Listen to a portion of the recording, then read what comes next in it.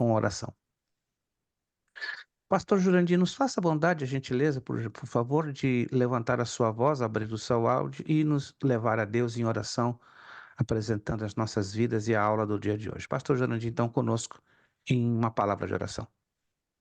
Bondoso Deus, damos graça nessa noite, Senhor, pela possibilidade e oportunidade de aprendermos um pouco mais da Tua palavra. Sim, Senhor. A cair no nosso coração, Senhor, da maneira como o Senhor gostaria que nós andássemos. Em Seja nome de de Jesus. forma viva, Senhor, e acha na nossa mente, acha em nós, Senhor, no nosso raciocínio, toda a possibilidade para que Tu domines. Não deixa nada, Senhor, que nada de humano, nada de comum venha a esta aula. Seja uma aula totalmente voltada para Ti, Senhor, como sempre foi. Que o Teu Sim, nome seja Senhor. glorificado, pois nosso desejo é aprender mais e mais para Te servir melhor.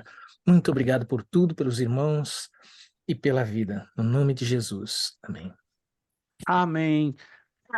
Amém. Estamos na nossa terceira aula, na nova edição, né? Porque nós havíamos iniciado esta matéria, pastor Maurício e alguns irmãos nos sugeriram para que recomeçássemos do zero, né, devido à situação de saúde que nós passamos, né, e acredito que está sendo válido esse reset, né, esse recomeço. Então, hoje seria a terceira aula da nova edição da matéria de ética cristã e ministerial. Lembrando que após essa matéria, né, que são em 7 aulas, nós teremos a matéria de mordomia cristã. Só para a referência dos irmãos, ainda não passamos, né, no corre-corre, que estamos também um pouquinho acelerados. Essa matéria vai ter a sua finalização no dia 15 de fevereiro e a matéria de mordomia cristã terá seu início no dia 22 de fevereiro. Vamos à página de número 12. Como já é do conhecimento dos irmãos, não estamos fazendo a leitura corrida da apostila, somente estamos fazendo leitura de pequenas partes para tomarmos como referência na temática que vamos desenvolver nas respectivas aulas. Que na verdade a gente está desenvolvendo melhor a temática ligado aos slides, né? O objetivo dos slides é facilitar a questão de resumo e de retenção das ideias mais relevantes, mais importantes ligadas esta matéria, perdão, de ética cristã e ministerial. Na página 12, lá no ponto 7, nós temos a questão do obreiro e a sua autodisciplina.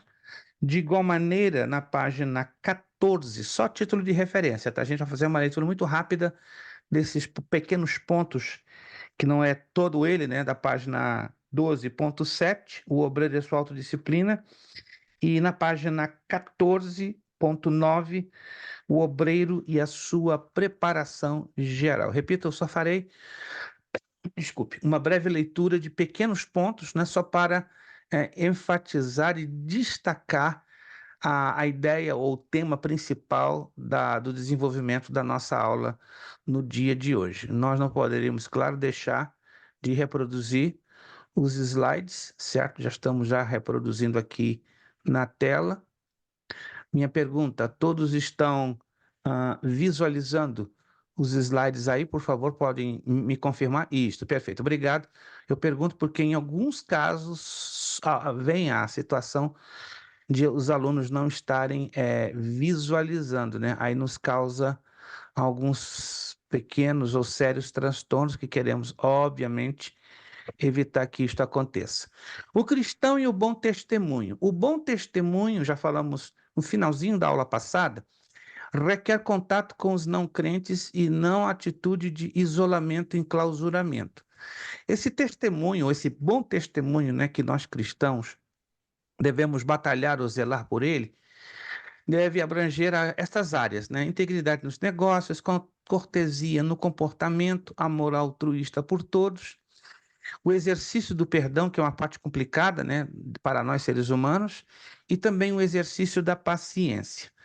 Indo para a página 12, no ponto 7, esse bom testemunho também está dentro do obreiro e a sua autodisciplina. Como que a autodisciplina e o bom testemunho estão ligados? Lendo lá na página 12, somente a letra A, B, C e D, nada mais. Isto quer dizer que ele deve manter um autocontrole, ou seja, um domínio próprio, da moderação e da seriedade, conforme Gálatas 5, 22, 23. O obreiro deve ter autodisciplina da devoção pessoal diária, como nos ensina o Salmo 2 e o 145:2. Em que parte, então, esse testemunho na sua autodisciplina, na devoção diária, deve ser exercida? Na disciplina do tempo disponível, né? Nós vivemos num país que é desafiante, né? A vida aqui é muito corrida, muitos têm a maior parte do seu tempo envolvido em trabalho, né? É a realidade social da América. Então, conseguir estabelecer uma disciplina de tempo disponível é um desafio, é uma necessidade, obviamente, mas não deixa de ser um desafio. O Evangelho de João, capítulo 9, verso 4, Jesus dá uma importante dica com respeito a esta disciplina do tempo disponível. O obreiro não tem um patrão no sentido humano. Estou falando de obreiro, não é? Não aquele que é assalariado pela igreja, mas aquele que faz a obra do Senhor.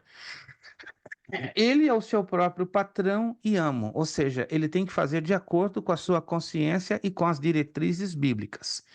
Na letra C, nós vemos que ele necessita possuir um planejamento de suas atividades de modo geral. O seu testemunho também se reflete neste planejamento, né? Um obreiro que não tem planejamento no que faz para a obra do Senhor e, de um modo geral, o seu testemunho fica sensivelmente comprometido. Provérbios 24 a 27 orienta-nos sobre isso, e Jesus em Lucas 14, 28. Na letra D, é bem interessante isso aqui, ó. A organização é uma vantagem da qual o obreiro não pode abrir mão, pois ajudar-lhe-á a ter uma eficiente agenda pessoal, mantendo um cronograma de suas atividades, visando dessa forma uma boa administração do seu precioso tempo. A palavra de Deus nos ensina, né, na carta aos Efésios, Paulo nos ensina na carta aos Efésios, que temos que remir o tempo, porque os dias são maus, certo? E o testemunho nesta área também ele é altamente importante e refletido. Se vamos lá na página 14, esse testemunho também tem ligações com a preparação geral. Muitos não conseguem dar um bom testemunho. Por qual razão? Dentre elas entra a questão da sua preparação. Tem alguma coisa a ver preparação e testemunho? Sim. Vamos entender isso aqui nesses 3 pontinhos, A, B e C. O obreiro deve preparar-se de tal maneira que ele mesmo sinta a importância do trabalho que desempenha, pois o mesmo não é fruto de casualidade, de um mero acidente, e tampouco deve ser considerado coisa aleatória. Vejamos alguns aspectos para a boa preparação do obreiro genuinamente chamado por Deus e que se ocupa ao preparar-se para esta grande responsabilidade. Então, o resultado de um bom testemunho que o obreiro ou o cristão em geral vai desempenhar também tem a ver com a sua preparação geral. Olha só essas 3 áreas que falam de grande importância: a experiência, o conhecimento e a maturidade. Então, essa preparação geral, vamos envolvê-las dentro dessas 3 áreas, né? Experiência é um tipo de preparação na vida do obreiro no desempenho do trabalho do mestre. O camarada pode ter tudo, mas se não tiver pelo menos uma dose básica, mínima de experiência, ele vai ter dificuldades em fazer a coisa certa. Conhecimento. O conhecimento é adquirido pelo obreiro quando este se dedica a parte de seu tempo para os estudos de modo geral e para a observação pelos meios de comunicação disponíveis, ou seja, jornais, revistas, rádio, TV, internet. O obreiro tem que ser uma pessoa aculturada, não apenas está concentrado na questão das escrituras sagradas, que é a principal fonte de informação da sua vida e do seu bom testemunho, mas também ele tem que ter uma visão básica de conhecimentos gerais. E, por fim, a maturidade. A maturidade é um tipo de preparação muito especial na vida do obreiro. Nós vamos ler esse texto, muito conhecido, por sinal, tá? E ela que o ajuda em vários aspectos do seu ministério. Vamos à primeira carta de Paulo, capítulo aos Coríntios. Primeira carta de Paulo aos Coríntios, capítulo 13, versículo 11. Primeira carta do apóstolo Paulo aos Coríntios, capítulo 13, versículo de número 11. Maturidade. Paulo, com muita digamos, destreza, ele é inspirado pelo Espírito Santo e coloca essa abordagem de uma maneira fantástica. Olha só o que Paulo diz, primeira carta aos Coríntios, capítulo 13, versículo 11. Quando eu era menino, falava com o menino, sentia com o menino, discorria com o menino, mas logo que cheguei a ser homem, acabei com as coisas de menino. Então, Paulo, em uma alegoria muito simples, ele deixa bem claro a necessidade de sermos maduros, de vivermos a maturidade. Aí você vai me perguntar: tem cristãos, tem obreiros que conseguem viver essa maturidade? Graças a Deus, um bom número, mas temos alguns que não conseguem. O escritor à carta aos Hebreus fala alguma coisa também sobre isso, e só que ele coloca em termos um pouco mais taxativos. Carta aos Hebreus, por favor, abram lá, no capítulo 5. Carta aos Hebreus. No capítulo 5, deixa eu ver se eu estou correto. Carta aos Hebreus, capítulo 5, versos 12, 13 e 14. Vou aguardar um minutinho mais, que alguns talvez estejam ainda navegando, né, para chegar até a carta aos Hebreus.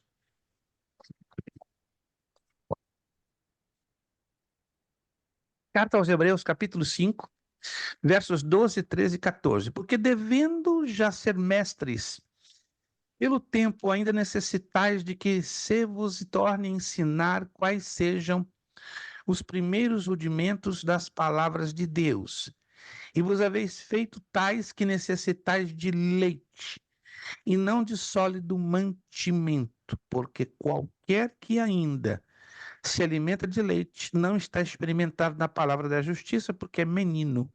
Mas o mantimento sólido é para os perfeitos, os quais, em razão do costume, têm os sentidos exercitados para discernir tanto o bem como o mal. Então, o escritor aos Hebreus, ele parece que faz uma ressonância, a semelhança do apóstolo Paulo, falando da expressão menino, ou seja, da imaturidade que alguns crentes e obreiros, né, infelizmente, têm e dispõem, ou exibem, ou aparentam, ou seja, não, complicando e até dificultando o seu testemunho. Vamos entrar nesta parte aqui, os fundamentos bíblicos e a ética ministerial. Já falamos em duas aulas atrás, né? Ou pelo menos de uma maneira um pouquinho assim, lançando a palhinha, que a ética ministerial, tanto como a ética cristã, ela tem a base nas escrituras sagradas. A ética cristã é a ética geral, que ela domina, ela permeia o comportamento de todo cristão.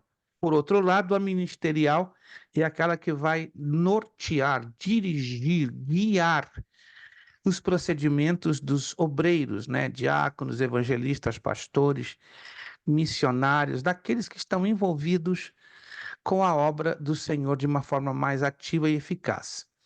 Vamos entender então quais são esses fundamentos bíblicos, ou seja, as bases bíblicas para a ética ministerial. A ética do Sinai. A ética do Sinai refere-se aos 10 mandamentos que Deus concedeu a Moisés para que o povo de Israel obedecesse e vivesse longamente, né? A ética do Sinai, como a que estamos aqui falando, ela está toda centralizada nos 10 mandamentos. Lembra-se, nós falamos isso na aula passada. Alguém consegue se lembrar como naturalmente se dividem os 10 mandamentos, né? Você pode ficar à vontade, abre o seu áudio, se souber responder a pergunta, né? Na aula passada nós batemos nessa tecla, né? Que os 10 mandamentos naturalmente são divididas em duas seções. Como na prática funcionam a divisão destas duas seções? Alguém se lembra? Nós falamos sobre isso. São 10, mas esses 10 mandamentos, repito, eles naturalmente se abrem em duas seções, e cada seção tem uma aplicação diferenciada. Alguém poderia, em poucas palavras, falar dessas duas seções e as suas respectivas aplicações? Os 4 primeiros explicam, né, como o homem vai se relacionar com Deus e os outros 6 com o seu próximo. Perfeito, William. William foi rápido e rasteiro, deu um tiro só com meia bala. Não precisou nem usar uma bala inteira, né? Que geralmente o camarada precisa de um só projetil. William, acho que o William usou um terço de um projetil. O William é esperto, né? Ele pega a bala, corta em 3 partes e só usa uma terça parte. Parabéns, William, fantástico. Isso chama-se pensamento sintético. Fala sério, né? Eu tive um professor de física quântica na faculdade, o homem faltava ser o xerife, né? O Gunsmoke, né? Dava cada tiro rápido, que respondia bem rápido, mas satisfazia aos alunos com as suas respostas. Então, resumidamente, os 10 mandamentos são 10, os 4 primeiros falam daqueles mandamentos que governam ou regem o nosso relacionamento diretamente com Deus. E os 6 últimos, ou outros, são os mandamentos que vão reger ou governar o nosso relacionamento com o nosso próximo. Os profetas do Antigo Testamento também tinham um código de éticas. Interessante, né? Os termos éticos mais abordados pelos profetas são verdade, justiça e retidão.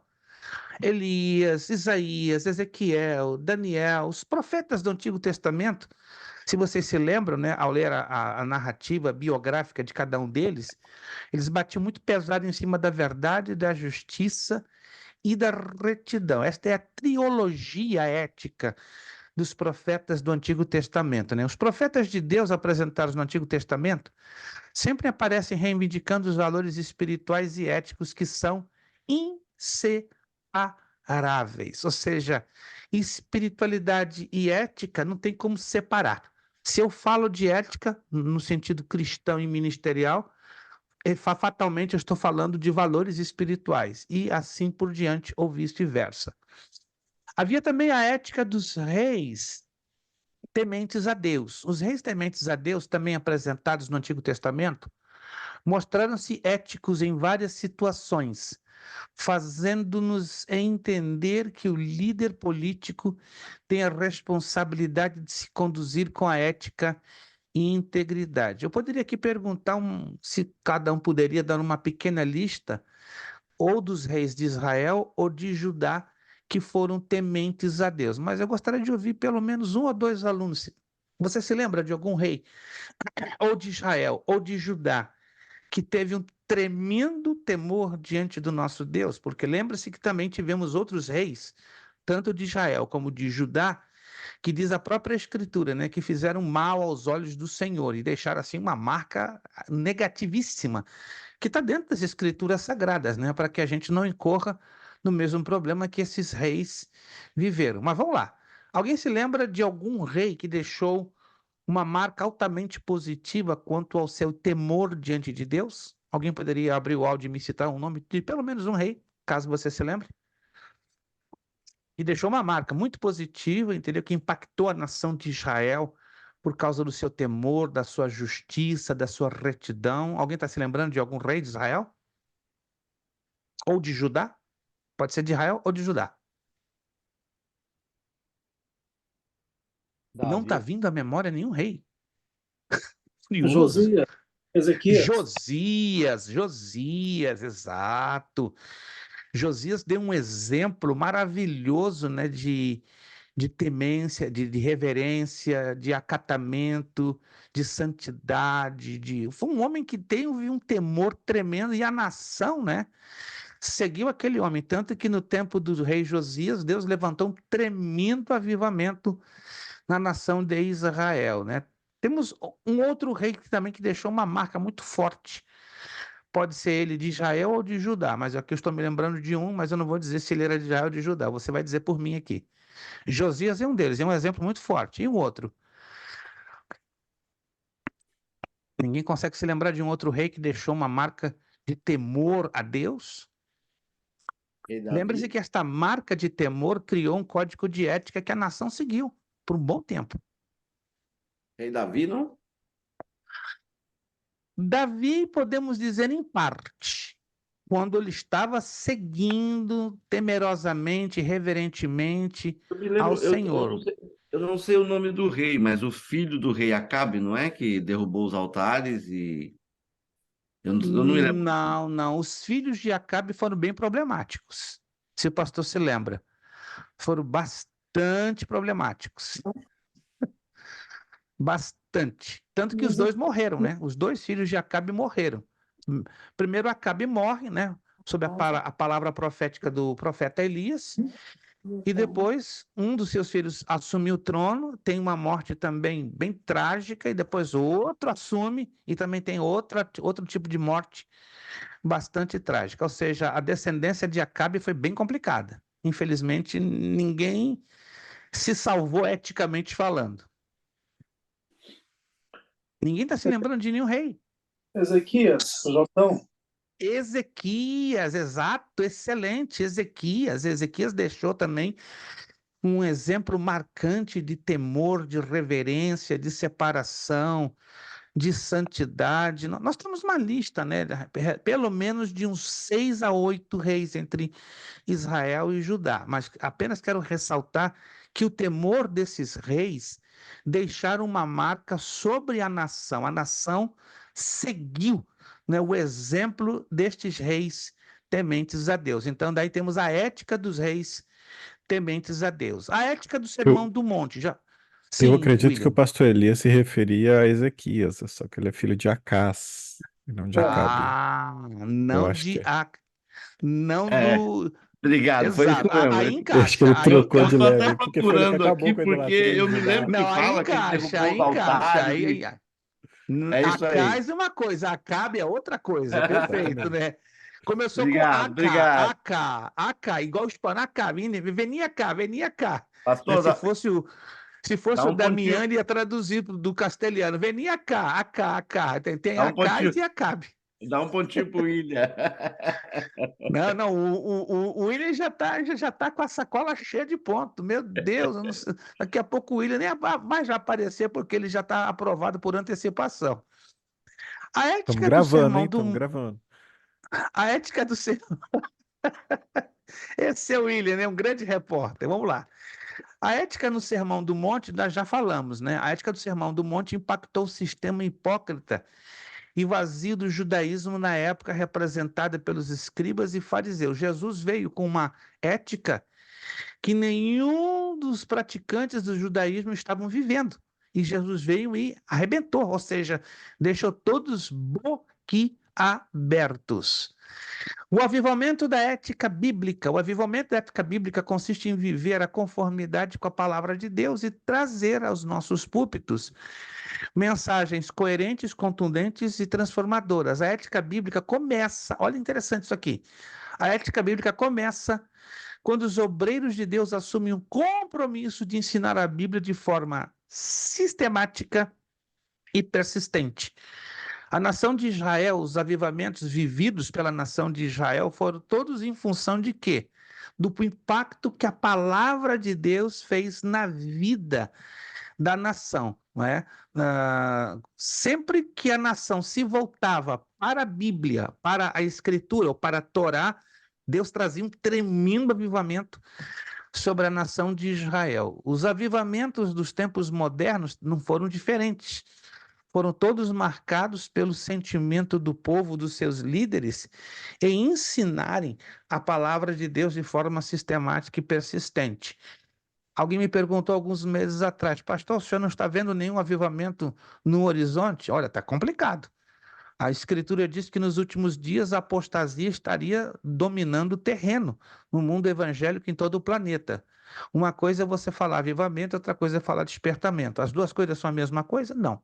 Despertamento é uma coisa, avivamento é outra coisa. Avivamento, como foi no passado ou nos tempos bíblicos, não temos presenciado, eu acredito que desde o século XVIII, quando teve aquele avivamento missionário na Europa, certo? Que motivou a muitos europeus a evangelizarem a Índia, a África, né? Em particular a China e vários países africanos. Então, hoje, infelizmente, por um bom tempo a gente não está presenciando, no sentido bíblico, este avivamento, né? Que também traria o avivamento da ética bíblica. A ética cristã está fundamentada, isso já sabemos, né? Nas Sagradas Escrituras, onde o Decálogo, ou seja, os 10 mandamentos, a mensagem dos profetas, os evangelhos, o Sermão do Monte, as epístolas merecem destaques. Chamados a viver eticamente. Deus, quando nos salvou, nos escolheu, ele nos salvou, nos escolheu para que fizéssemos uma diferença. Lembram-se que Jesus declarou através de uma figura de linguagem, de uma alegoria: vós sois bom, vós sois bom. Ou seja, Jesus usou duas coisas da vida cotidiana para nos comparar a elas. Já falamos isso, acredito, na primeira aula. Uma dessas coisas fala de preservação e a outra coisa fala de iluminação. Quais são essas duas alegorias que Jesus usou para identificar-nos como cristãos, que estamos chamados a fazer a diferença? Sal e o sol. Sal e... Sol. Não, Luz, não, né? não, não. Sal tá certo. Agora, o sol não podemos ser sol. Luz. Luz. Luz do mundo. Vós sois o sal da terra. Deixa o sol, irmão Marcos, para Jesus. Ele é o sol da justiça. Sim, Se eu claro. tento ser o sol, aí eu viro lua. Aí bate um eclipse em cima de mim e apaga tudo. Porque o sol só tem o sol da justiça, o Senhor Jesus. Então, nós fomos chamados para viver eticamente. Por exemplo, ali, nessa ilustração, aprendemos que os israelitas foram reprovados por não obedecerem à lei moral outorgada por Deus, não é?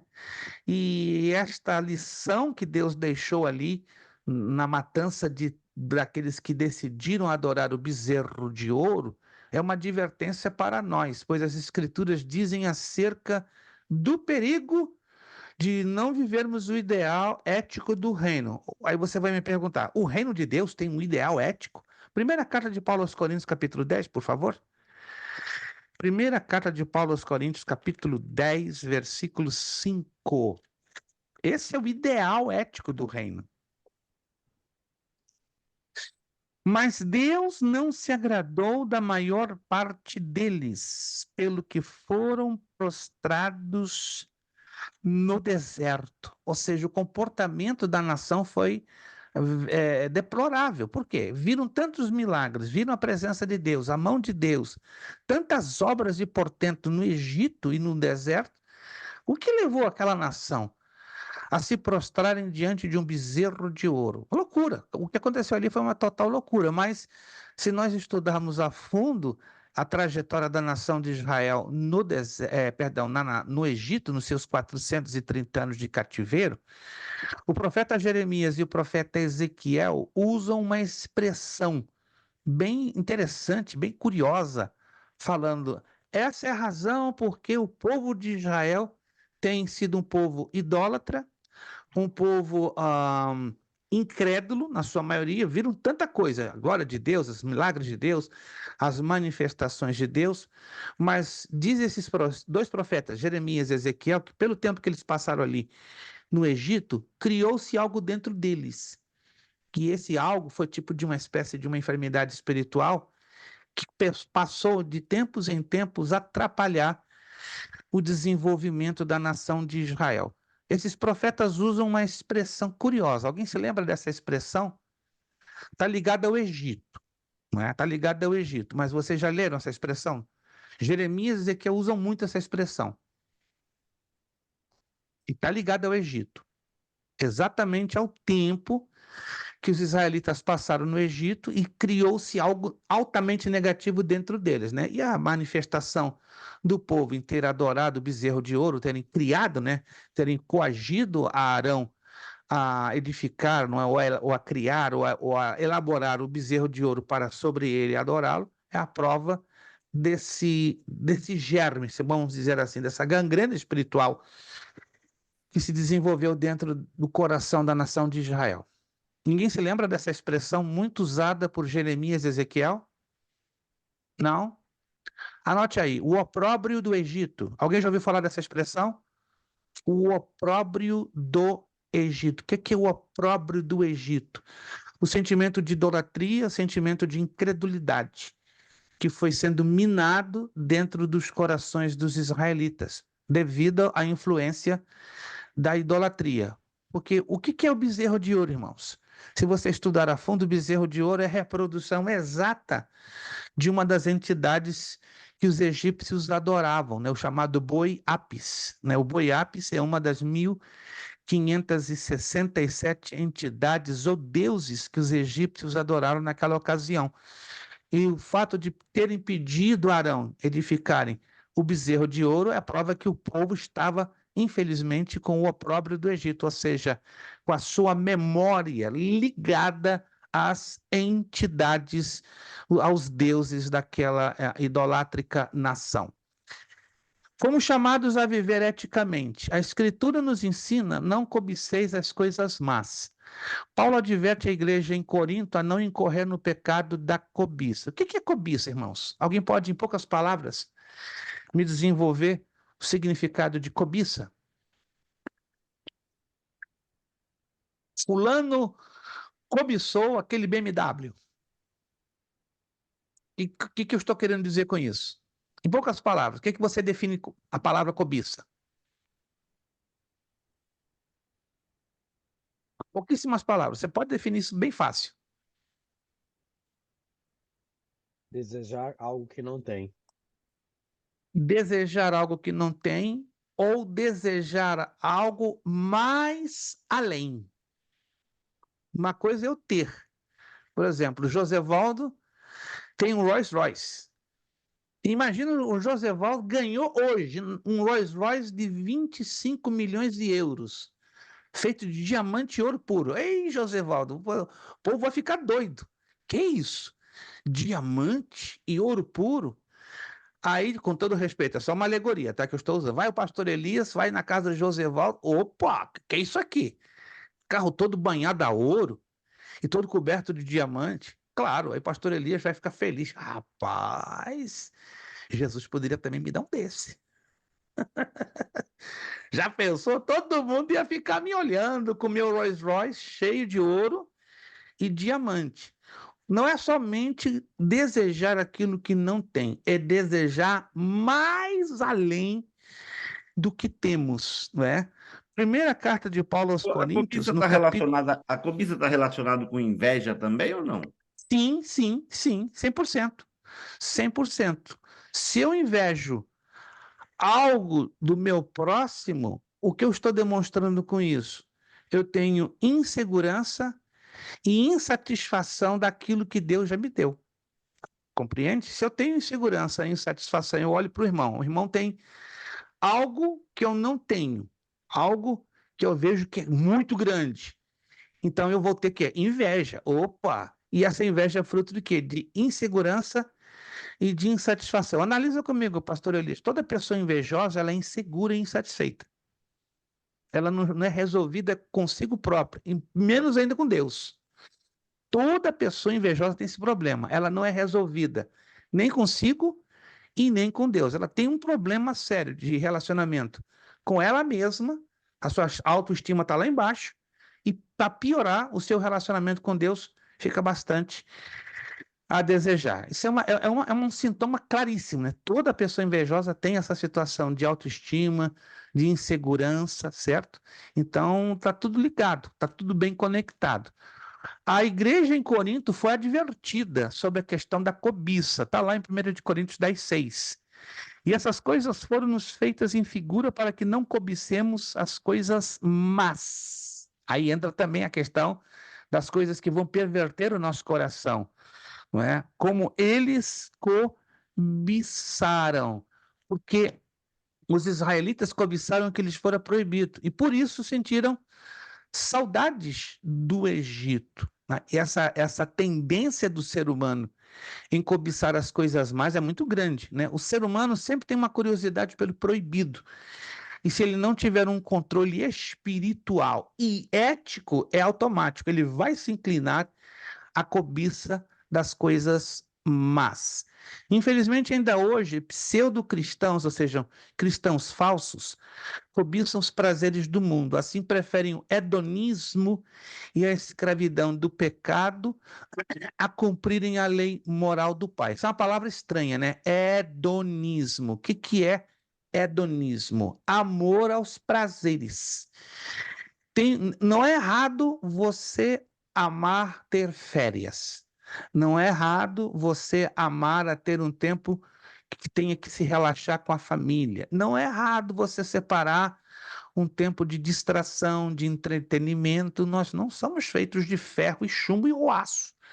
Mas tem pessoas que só vivem na base daquilo que dá prazer, vivem só em cima daquilo que dá a elas a sensação de prazer. Isso é chamado hedonismo. E o lema do hedonismo é: o importante é ser feliz, vivo pelo que me dá prazer, não importa até o que seja ilícito. Parece que quanto mais ilícito, o hedonista ele é mais inclinado. Satanás colocou um conceito no mundo e alguns cristãos, infelizmente, não entendem que isso é a assinatura de Satanás. Que ele colocou? Que conceito é esse? Nada errado se te faz feliz. Não, não, não, não, não. Primeira carta de Paulo aos Coríntios, capítulo 6, por favor, versículo 12. Primeira carta de Paulo aos Coríntios, capítulo 6, versículo 12. A Escritura, pela ética, nos ensina diferente. Tem pessoas que dizem nada a ver, não tem nada a ver. Não, tem tudo a ver. E esse não tem nada a ver, muita gente usa esse jargão, começa com nada errado se te faz feliz. Mas nem o nada a ver e nada errado se te faz feliz, que são conceitos satânicos, mundanos, eles entram em choque com o que a palavra de Deus nos ensina. Primeira carta aos Coríntios, capítulo 6, versículo 12. Todas as coisas me são lícitas, mas nem todas as coisas convêm. Todas as coisas me são lícitas, mas eu não me deixarei dominar por nenhuma. Por exemplo, há um conceito na sociedade de hoje que mentir é uma coisa normal. Todo mundo mente. Tem até ministros do evangelho, pastores, você não se escandalize por estar dizendo isso, que ensinam de púlpito, né, que por uma causa nobre, Deus não vai te condenar. Você pode mentir desde que seja por uma causa nobre. É aquilo que alguns criam, aquela expressão, nem uma mentirinha santa. Primeiro, mentira não pode ser quantificada, se ela é pequena, média ou grande. Partindo daí, mentira é pecado. Jesus deixou bem claro que Satanás é o pai da mentira. Evangelho de João, capítulo 8, versículo 44. Então, vamos começar por esse princípio bíblico. Nenhuma mentira pode ser quantificada. O que é quantificada? Medida, como pequena, média ou grande. Não tem essa de mentirinha, mentirona, não existe isso. E muito menos mentira santa, porque isso é misturar o santo com o profano. Mentira é uma coisa, santidade é outra coisa, mas infelizmente hoje estamos vivendo uma gravíssima inversão de valores na cabeça de alguns líderes evangélicos que não convém. E essa inversão de valores, o quê? É o desconhecimento pleno desses princípios éticos que têm sido e estão sendo, né, infelizmente, negociados. Tem uma outra coisa também que muita gente pensa que não tem nada a ver. Não vos torneis idólatras. O apóstolo Paulo exorta sobre a idolatria. O conceito de idolatria para a maioria de alguns, não é? Não, para a maioria de alguns, não de todos, é se prostrar diante de uma imagem de escultura, correto? Mas 1 Coríntios 10, 7, o apóstolo Paulo nos mostra qual o conceito ético e bíblico de idolatria. Vamos lá, 1 Coríntios 10, 7. Não vos façais idólatras, como alguns deles, conforme está escrito, o povo assentou-se a comer, a beber e levantou-se para folgar. Alguém pode me dizer qual é o conceito bíblico de idolatria, que não é necessariamente e unicamente se prostrar ou adorar uma imagem de escultura? O que você entenderia pelo conceito bíblico de idolatria? Repito, ele não apenas se concentra no prostrar-se diante de uma imagem de escultura e adorá-la. É um pouco bem mais além. No conceito bíblico geral. Vamos lá. Quem pode aqui me colocar em poucas palavras? Eu acho que qualquer coisa que toma o lugar prioritário de Deus, o lugar único, na verdade, não só prioritário, Exato, no exato. nosso coração é uma forma de idolatria. Então, ainda que não exista aquele Exatissimamente. Deus. Tudo que rouba o lugar que cabe a prioridade a Deus constitui-se uma idolatria. Ou seja, você pode não ter uma imagem de escultura diante da qual se prostra, diante da qual você adora, né? Esse aqui é um exemplo, perfeito? Mas você pode se prostrar diante do seu trabalho. Não, eu amo meu trabalho, eu adoro o meu trabalho. Uma coisa é amar, gostar do seu trabalho. E outra coisa é fazer do seu trabalho um ídolo. E aí Deus fica por baixo. Eu adoro meu esposo, eu adoro minha esposa, eu adoro os meus filhos. É uma forma de expressão, tudo bem. Mas se essa forma de expressão ela sai da forma de expressão e entra para uma atitude colocando essas pessoas acima de Deus, isso é uma forma de idolatria.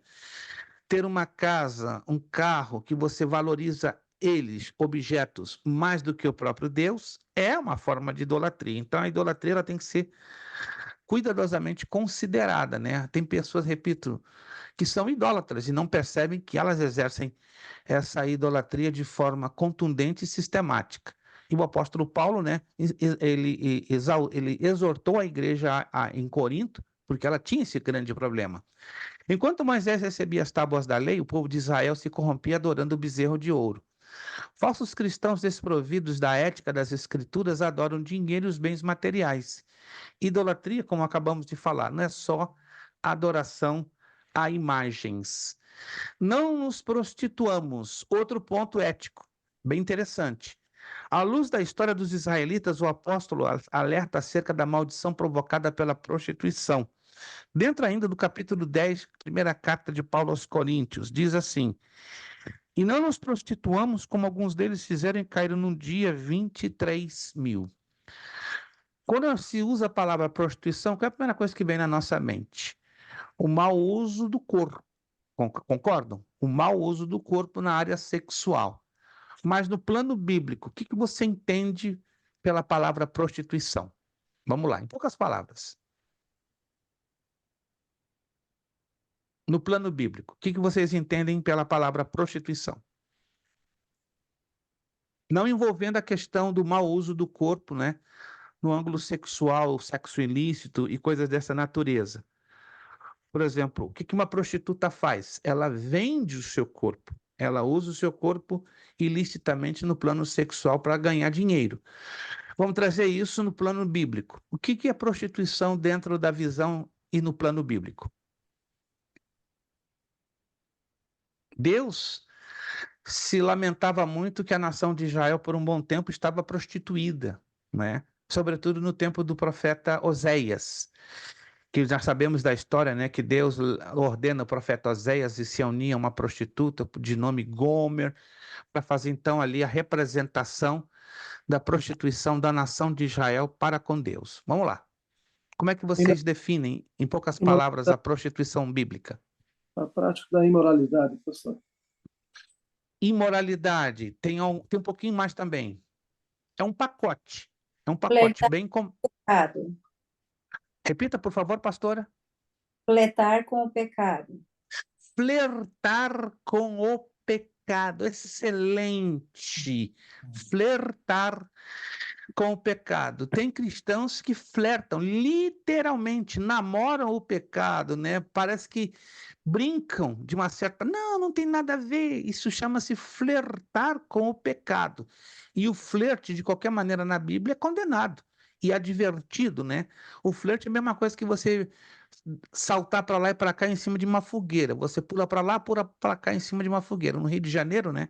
No meu tempo tinha uma brincadeira que se pulava a fogueira. Aí chegava no momento que o camarada errava o salto, caía dentro da fogueira e se queimava.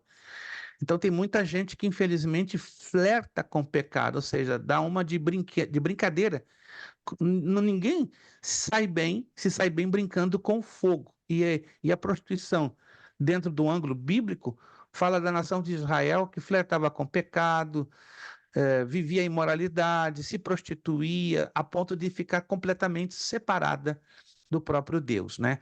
A imoralidade, né, que o pastor Maurício mencionou, encabeça a lista das obras da carne. Prostituição, impureza, lascívia, como diz Gálatas 5,19.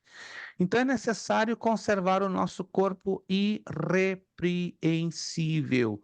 A ética cristã é um chamado para vivermos um estilo de vida segundo as virtudes do reino de Deus. Antes do nosso. A gente vai desenvolver isso um pouquinho mais à frente, mas eu quero entrar nessa parte aqui agora. Ó.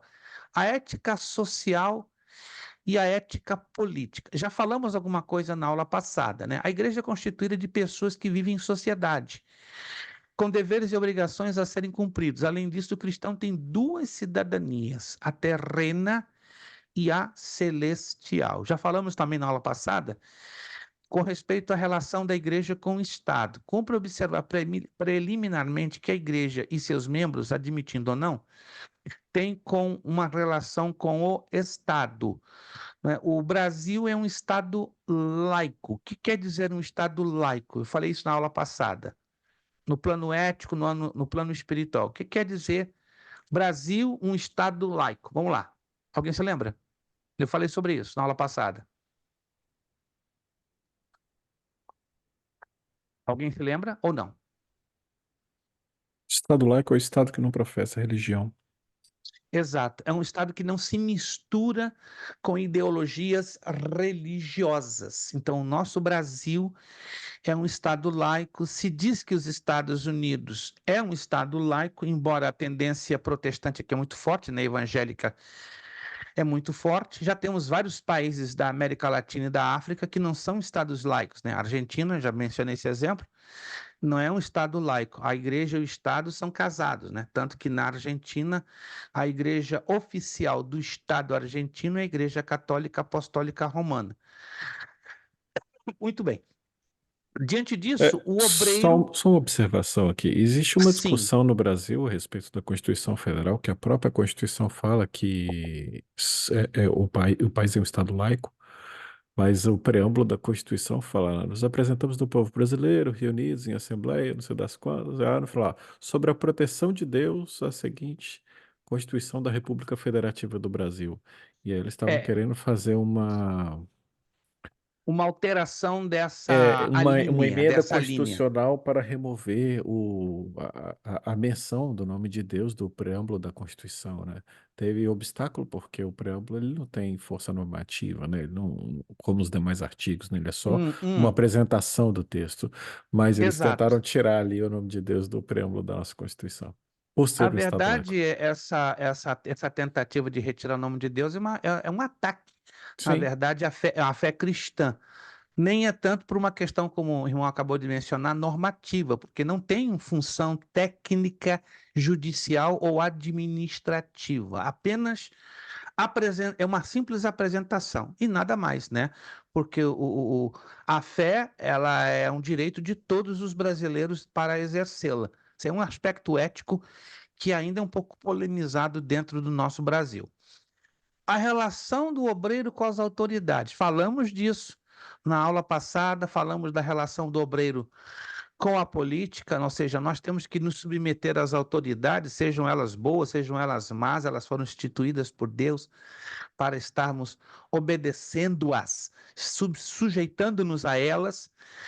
E a questão do obreiro com a política é bem mais delicada, entende? Não é errado um evangélico estar envolvido com política. Agora é duvidoso e um grande risco o ministro do evangelho se envolver com política. E aí vem aquelas argumentações que não são válidas, como, por exemplo, Daniel e José foram políticos, então um pastor pode ser um político. Não.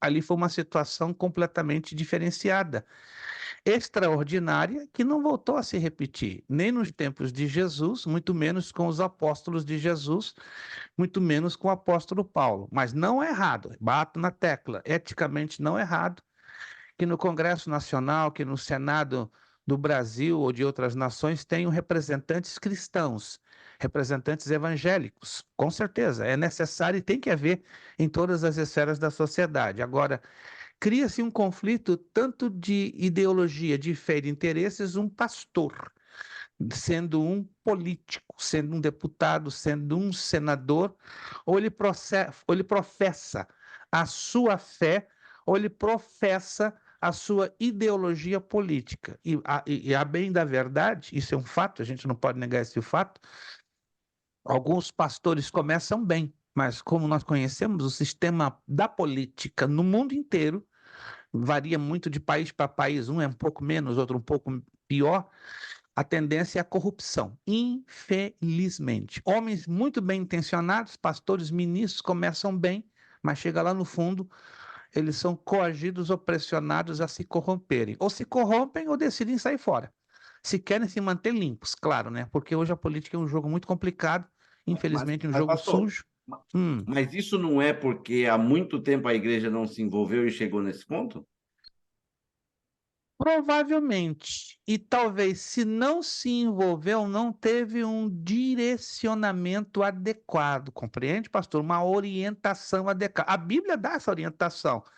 Agora, o que acontece? No momento que não houve esse envolvimento e de uma maneira biblicamente equilibrada, por exemplo, eu posso estar no mundo, como pastor, como todos nós estamos no mundo. Jesus mesmo disse: eu não peço que ó tu, Pai Celestial, tire esse povo do mundo, mas que os livre de todo o mal. O grande problema que nós, né, vamos dizer, não vou dizer eu, nós estamos vendo hoje, que provavelmente por muito tempo a igreja não ter se envolvido de uma maneira adequada e biblicamente ética, corrigir esse tempo perdido hoje está muito complicado.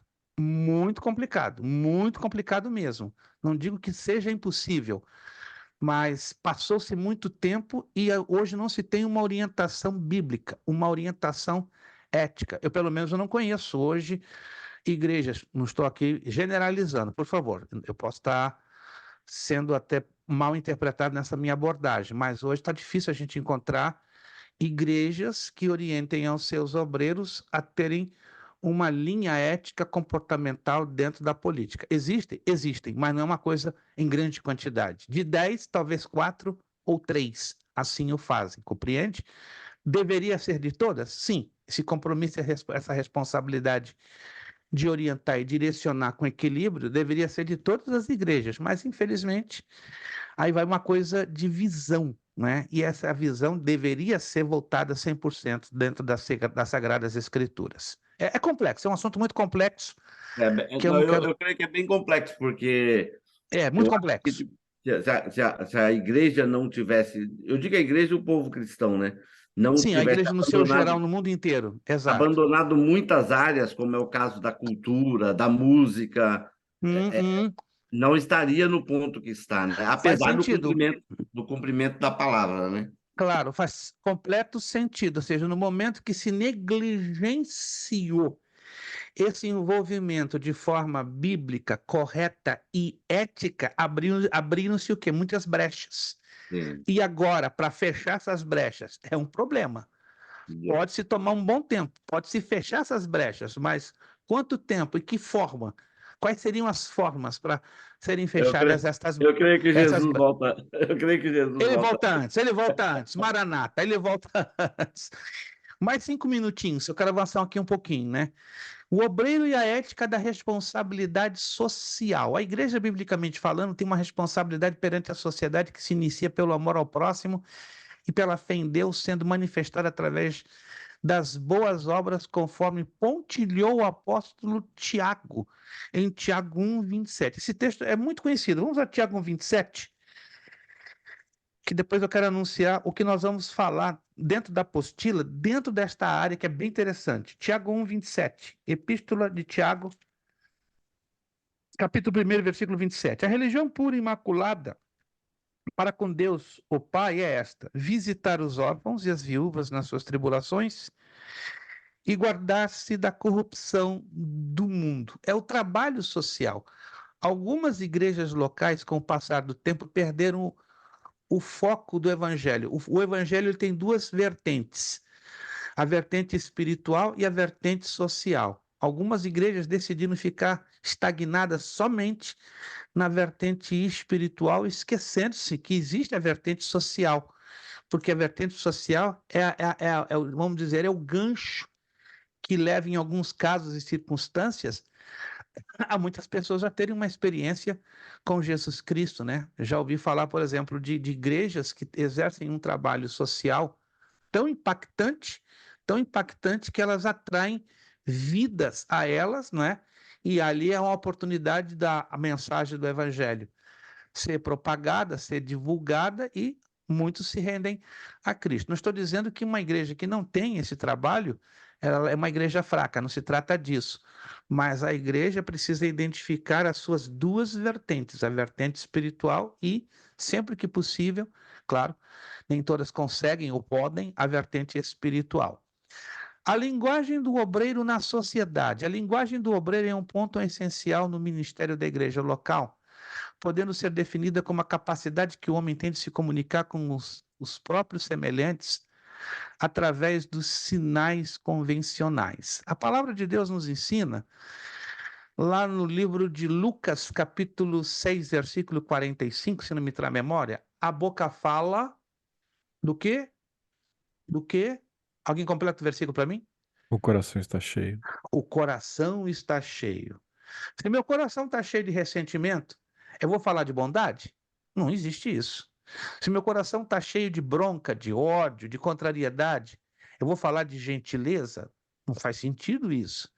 Então, o obreiro tem que se cuidar muito na questão da sua linguagem, porque a sua linguagem vai refletir o que está no seu coração e, consequentemente, essa linguagem vai fazer uma diferença nos seus atos. Depois do intervalinho que nós vamos fazer já em seguida, eu quero entrar lá na página 16 e 17. Aqui eu serei obrigado a fazer uma leitura sistemática, porque são posicionamentos éticos que devem ser considerados. Ó. A ética dos obreiros, os cooperadores do pastor. Só vou ler esse primeiro pequeno parágrafo. Com base em tudo que abordamos até aqui com o devido fundamento bíblico, vale a pena atentarmos às seguintes normas éticas que, em geral, dentro de um consenso escriturístico, isto é, baseado na escritura sagrada e experimental, na experiência, normalmente deveriam nortear e reger um sadio relacionamento entre os obreiros e o pastor e vice-versa. Alguém me perguntou há algum tempo atrás, como é que um obreiro, o grupo de obreiros deveria se relacionar com seu pastor ou pastores e vice-versa? O livro de Provérbios e Eclesiastes está cheinho de todos esses procedimentos éticos. Claro que a gente não ia tomar dentro dessa apostila, mencionando um a um, porque a apostila ficaria gigante. Então, nós colocamos aqui 17 posicionamentos éticos que devem ser considerados, e todos eles têm base no conteúdo do livro de Provérbios e no conteúdo do livro de Eclesiastes. Então, depois do intervalo, nós vamos fazer a menção. Vale a pena, né? Nós não estamos lendo, como estamos já falando várias vezes, lendo diretamente o conteúdo da apostila, mas esta parte aqui devemos lê-la porque ela é muito interessante e ela fala de prática, de exercício de prática. Ensinar ética é algo difícil, viver é um pouquinho mais difícil, né? Falar para muitos é fácil demais. Agora, o vivenciar é o grande desafio para todos nós, não é? É para mim, para você, para todos nós. Que Deus nos dê a graça necessária, né, para sermos aquilo que Jesus nos salvou, sermos sal da terra e luz do mundo, tá bom? Então, depois do nosso intervalinho de 7 minutos, nós vamos então fazer uma abordagem rápida nesses 17 posicionamentos que vale a pena serem lidos, lembrados, né? E vai nos lembrar vários textos baseados no livro de Provérbios e no livro de Eclesiastes. São 9h08, 9h15, voltamos, né? Pode apagar aí o seu vídeo, apagar o som, mas não desconecte, fique ligado. 9h15 estamos voltando. Muito obrigado, Deus abençoe. Vai lá, toma o seu cafezinho, estica a sua perna, vai ao banheiro, enquanto você pode. 9h15 estamos de volta.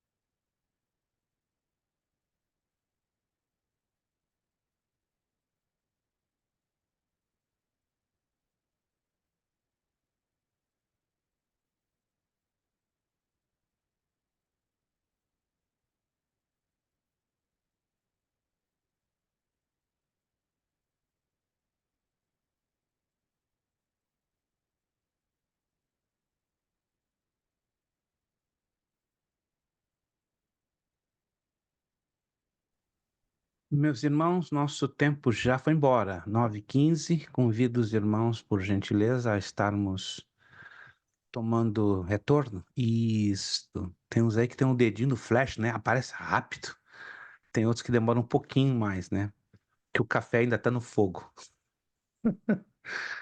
Perfeito. Antes de nós entrarmos nessa temática que eu anunciei, eu estava já me esquecendo, né? Eu puxei aqui o meu caderno de anotações. Vamos corrigir, ou pelo menos recorrigir, os exercícios, né? Das páginas 1, 2, 3 e 4. 1, 2, 3 e 4. E aí, na próxima aula, nós corrigiríamos das páginas 5 e 6. Convido vocês, então, a irmos lá no finalzinho dos exercícios. Nós chamamos de recorreção, né? Porque em parte eles já foram corrigidos, na outra parte não. Então vamos fazer uma recorreção, porque em cima disso aqui que vamos desenvolver a nossa provinha no mês de fevereiro. Vamos lá. Exercícios de ética cristã e ministerial. Bloco 1. Vamos lá na página 1. Assinale com C para definir a alternativa certa e E para a alternativa errada. Eu dou o número e vocês, por favor, aí com áudio aberto, me darão as letras, ou seja, me dizendo se a declaração esta está certa ou errada. Número 1, essa declaração está certa ou errada? Errada. Erradíssima. Número 1, errada. Porque essa expressão mos quer dizer costumes e usos, ela não vem do termo grego, ela vem do termo latino, ou do latim. Número 2, certo ou errado? Certo. Certíssimo, certíssimo. A distinção entre ética e moral é basicamente a diferença entre teoria e prática, elaborar e executar. Número 3, certo ou errado? Certo.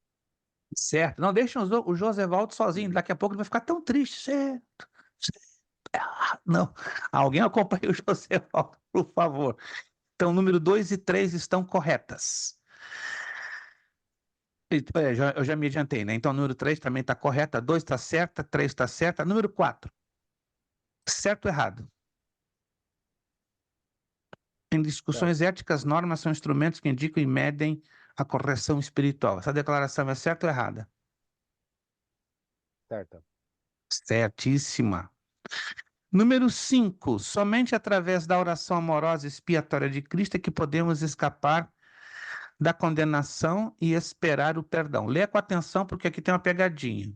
E essa pegadinha pode fazer com que alguns tropecem entre o certo e o errado. Vamos lá. Certo ou errado? Aí tem uma palavra que cria a pegadinha. Errado. Errado. E a palavra que faz a pegadinha é o somente. Então, a número 5 está errada exatamente por causa da palavra somente, ou seja, cria um sentido de exclusivismo. Número 5, então, errada. Número 6. O padrão moral é o conjunto de dogmas e regras sobre o que é bíblico e teológico a crer. Certo ou errado? Certo. Certíssimo. É o padrão moral, é o conjunto de dogmas e regras sobre o que é bíblico e teológico na questão de crer. Então, o número 6 está correto. Número 7. A palavra puro, do grego radiasmos ou amiantos, significa separado para o uso exclusivo de Deus. Certo. Número 6. Certo ou errado? 6 ou 7? 6. Perdão, 7, desculpe. 7. Tá certo. Certíssimo, certíssimo. Porque pode usar de forma intercambiante, né, ou alternativa, né, ou radiasmos ou amiantos, que tem o mesmo significado, puro, separado, para o uso exclusivo de Deus. Número 8. O termo grego porné descreve uma ampla variedade de práticas sexuais ou pré-extramaritais. Aplica-se a palavra em português conhecida como fornicação. Certo ou errado? Certo. Certíssimo.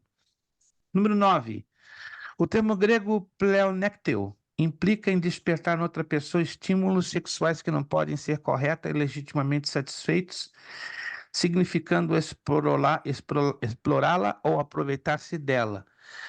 Se usa muito essa palavra no português, defraudar. Fulano defraudou o outro.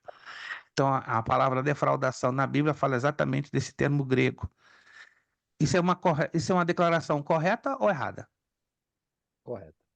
Correta, corretíssima. E a número 10. Na questão dos jogos de azar, o sorteio tem se tornado uma prática perfeitamente ética dentro, preste atenção que aqui tem uma pegadinha, perfeitamente ética dentro dos moldes cristãos. Certo ou errado? Errado. Errado, porque o cristão não pode se envolver com jogos de azar. Então aqui temos essa pegadinha. Então vamos lá para recapitular quem perdeu. Número 1, errada.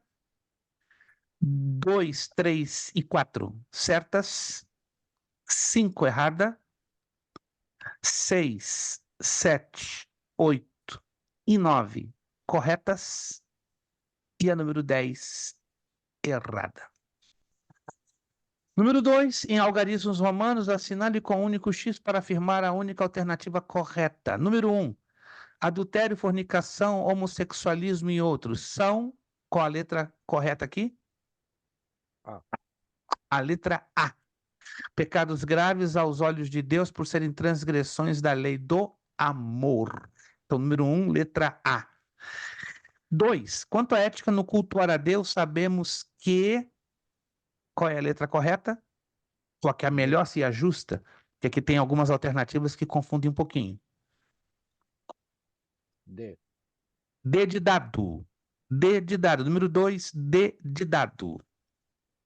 Deve haver ordem no compartilhamento e aproveitamento do tempo de cada parte do culto. Número 3. Aqui tem uma pegadinha. Do ponto de vista ético, à luz das Sagradas Escrituras, a eutanásia, qual é a melhor declaração aqui que se encaixaria? Letra C.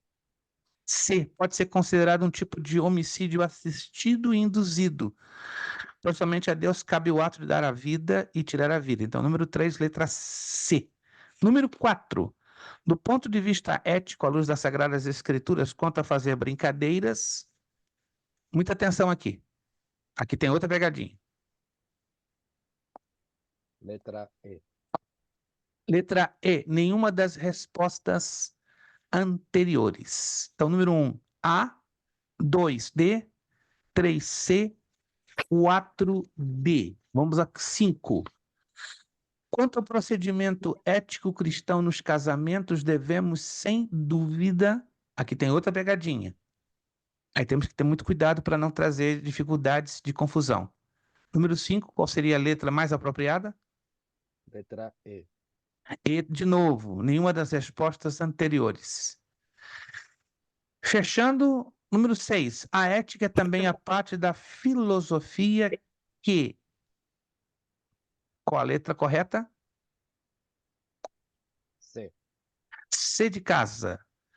Então, recapitulando, quem perdeu no meio do caminho: 1, A. 2, D de dado. C, 3, C de casa.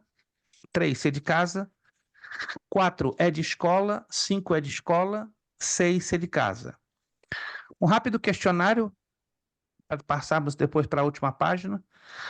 A unidade do corpo de Cristo pode ser ameaçada pelo predomínio de 3 claros e evidentes sintomas. Quais seriam esses sintomas? São 3. 1, 2, 3. Quais seriam? Contenda, carnalidade, jogo de poder. Contenda, carnalidade, jogo de poder. Contenda, carnalidade e jogo de poder. Passando para a última página, a página 4, aí paramos de corrigir, aí na próxima aula corrigimos o restante. Coluna A com a coluna B.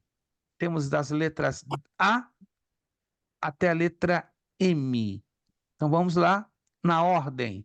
Letra A, qual seria o número? 6. 6, servidores. Letra B, qual seria a letra? 3. O número 3, B3, que seriam os levitas. Então, A6, B3, a letra C, qual seria o número? 5. 5, introdutores. Letra D, qual seria o número? 2. 2. Gibeonitas. Letra E. Qual seria o número?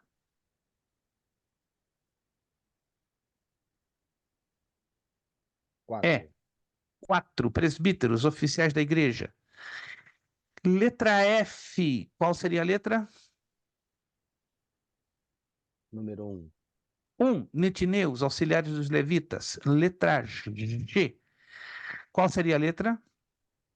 13. 13. Obreiros doutrinariamente liberais. Vale tudo, nada é proibido. H. Qual a letra? Perdão, número, desculpe. H, qual o número? 10. 10. Obreiros mercenários, visam lucro financeiro, moral e espiritual. I. Qual a letra? 12. 12. Obreiros desordenados, amam agir no improviso. J. Interessante que aqui 10. tem, eu não avisei a vocês, aqui tem duas letras que repetem o mesmo número. Foi um erro nosso? Tem duas letras aqui que repetem o mesmo número. Então, a letra J, qual seria o número? É o 10. caso aqui que vai repetir, 10. Então, anotem aí, a letra H e a letra J repetem. E tanto a H como a J são número 10, porque se encaixam perfeitamente com obreiros mercenários. A letra K, qual seria o número?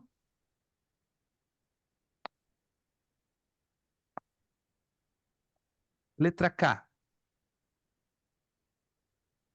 Número 11. 11. Obreiros divisionistas. Letra L, qual seria o melhor número?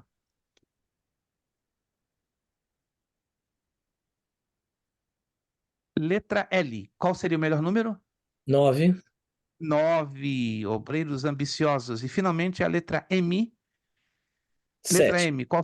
7. Obreiros parasitas. Então, recapitulando: A6, B3, C5, D2, E4, F1, G13, H10, I12, J10, K11, L9, M7. Fechando as últimas 5, por favor. Assinale com C para definir a alternativa certa e E para a alternativa errada. O termo glória é mencionado 687 vezes quanto ao ministério em 2 de Coríntios 3, 7 e 11. Certo ou errado? Errado. Errado, porque o correto seria repetidas vezes, não 687 vezes. O ministério evangélico não é profissão e tampouco um cabide de trabalho, como pensam alguns. Juízes 17, 9 e 10. Certo ou errado? Certo. Certíssimo. Número 3, Gideão foi chamado por Deus enquanto arava o campo. Certo ou errado? Errado. Errado, porque ele malhava trigo no lugar. 4, Saul foi chamado por Deus enquanto malhava o trigo no lagar. Certo ou errado? Errado, ele buscava as jumentas. Errado, porque ele buscava as jumentas extraviadas de seu pai. E, finalmente, para fechar aqui, número 5. Ministério não é dom de Deus, senão resultado final da nossa preparação e merecimento de nossos esforços empreendidos. Certo ou errado? Errado. Ministério Errado, porque dom é de Deus. dom de Deus. 1 é errado, 2 certa, 3, 4 e 5 erradas. Próxima aula, então, por favor. Vamos corrigir a página 5 e a página 6. Somente. Para então, na outra aula, ou seja, de hoje a 2 aulas, vamos corrigir a página 7. Então, na próxima aula, a página 5 e a página 6, tá? São 9h30, então temos 15 minutinhos ainda pela frente. E vamos desenvolver, então, essa temática que havíamos falado, que está na nossa página 16 e 17. Mas antes de nós entrarmos nessa temática que é interessante, eu quero usar uma base bíblica, que ela se encontra no livro de Provérbios. Abra aí a sua Bíblia no livro de Provérbios, capítulo 2, e vamos fazer a leitura do verso 1 ao versículo 4. Livro de Provérbios, capítulo 2, do verso 1 ao versículo 4. Eu estou usando essa base bíblica, como já havíamos falado, Os procedimentos éticos, tanto na ética cristã como na ministerial, elas se baseiam muito em toda a Sagrada Escritura, mas, sobretudo, elas têm um abalizamento muito forte, muito consistente dentro dos livros de Provérbios e Eclesiastes. Eu quero usar Provérbios 2, 1 a 4, para nós entendermos parte deste abalizamento, né? É impossível em uma aula entendermos a profundidade desse abalizamento, ou desse fundamento, mas olha o que diz Salomão em Provérbios 2, 1 a 4. Filho meu, se aceitares as minhas palavras e esconderes contigo os meus mandamentos, para fazeres atento à sabedoria e o teu ouvido para inclinares o teu coração ao entendimento. E se clamares por entendimento e por inteligência alçares a tua voz, se como a prata a buscares e como a tesouros escondidos a procurares. Só tem aqui, eu vou postar no grupo essa semana, antes da quinta-feira, a fórmula, isso aqui é bem interessante, a fórmula de aplicação do livro de Provérbios a nível tanto da ética cristã como da ética ministerial. E essa fórmula é interessante, ela é dividida em 6 partes. Memorização, aplicação pessoal, interiorização, empenho, motivação e resultado. Interessantíssimo. Parece uma coisa altamente simples? É, mas ela segue uma sequência sistemática muito interessante, muito curiosa, e eu vou postar só para vocês visualizarem como isso aqui é maravilhoso. É usado muito pelos rabinos, né? Os rabinos nas sinagogas, quando ensinam as suas congregações, eles usam esse texto como uma base ética de grande relevância e dividem em 6 partes, né? Levar a congregação a aprender a memorizar, aplicar pessoalmente, a interiorizar, ou seja, a experimentar, a se empenhar, a ser motivados e para que possam então ver os respectivos resultados. Usando esta base de Provérbios 2, 1 a 4, vamos então aqui na página 16 e 17. Né? Vamos entender então esses procedimentos, que são, repito, todos eles baseados nas Sagradas Escrituras e, em particular, nos preceitos exarados ou apresentados nos livros de Provérbios e Eclesiastes. Número 1. Tratar bem os seus cooperadores na qualidade de copartícipes das responsabilidades do ministério que Deus lhe tem entregue e lhe confiado. Não faz sentido nenhum líder de uma igreja, de um ministério, não dar um tratamento cortês, coerente, benigno, bondoso, amigável, porque os obreiros não vão se sentir confortáveis e muito menos cômodos. Então tem que haver relacionamento, reciprocidade, cortesia entre os líderes, pastores e seu grupo de obreiros. E a palavra de Deus ensina, motiva, né? Que sejamos gentis, corteses uns para com os outros. Número 2. Não tomar decisões que afetem a igreja e o interesse da obra de Deus sem a prévia consulta de seus cooperadores. Isso aqui é uma orientação ética, porque, infelizmente, existem líderes, né, pastores de igreja, de ministérios, que tomam de decisões de forma isolada. Não estou querendo dizer que os pastores ou líderes de igreja não tenham voz ativa ou não tenham autoridade para tomarem certas decisões, mas sempre que possível, dentro das decisões a serem tomadas, é interessante haver, não é, uma prévia consulta com seus cooperadores, porque sempre é bom ouvirmos as opiniões de terceiro e colocar na balança e na direção, claro, do Espírito Santo. Isso é um preceito ético muito falado dentro do livro de Provérbios. 3. Não forçar seus cooperadores a tomarem decisões tão somente pelo fato que lhes pareçam as melhores. Sempre convém ouvir suas opiniões. Isso quer dizer que nem toda opinião, claro, vai ser válida, mas várias opiniões terão um fundamento até mesmo de uma direção, de uma orientação de Deus, né? Ouvir conselho nunca é demais. O detalhe é termos ouvidos espirituais para sabermos filtrar o conselho A, o conselho B, do conselho C e assim por diante. Número 4, evitar liderar com imposições. Se você quiser continuar usufruindo da amizade, do respeito, do apreço e confiança de seus auxiliares. Liderar com imposições não é liderar, é ser chefe. Alguns líderes, alguns pastores de ministérios de igrejas, eles estão exercendo o papel de chefes e não de líderes, porque o chefe impõe, o líder dá o exemplo para que ele seja imitado. Por isso que o Senhor Jesus é considerado o líder maior, o líder mor, o líder por excelência, porque Jesus não impunha, não gerava imposições. Jesus vivia uma vida de testemunho, dava exemplo, e esse exemplo era uma motivação para com que os seus discípulos e apóstolos o imitassem. Número 5. Lembre-se sempre disso, a liderança jamais é imposta. É o que acabamos de falar.